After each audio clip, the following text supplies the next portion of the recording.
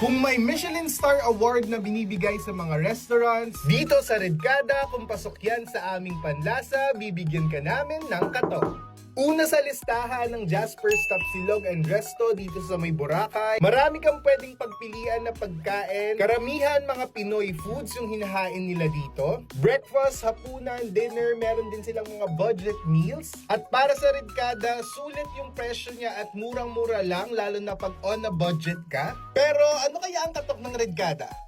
Ang katok ng Redcada sa Jasper's Tapsilog ay 4 na katok, kaya ito ay Recommended ng Redcada. Sunod naman na pinuntahan ng Redcada ang Real Coffee and Tea Cafe dito sa may Boracay. Ito matatagpuan yung sikat na calamansi muffins kaya hindi na siya pinalagpas ng Redcada. Ambience pa lang, sobrang homey and relaxing ng vibe. Pagdating naman sa pagkain, marami ding choices. May fruits, may toast, may scrambled eggs. Hindi rin mawawala yung coffee nila and muffins na sobrang sikat sa kanila dito. Ano kaya ang katok ng Redcada? Ang katok ng Redcada sa Real Coffee ay 4 na katok, kaya ito ay recommended ng Redcada. Abangan ng iba pang mga katok ng Redcada para sa mga sikat na kainan dito sa Boracay. Ito ang Katok ng Redcada.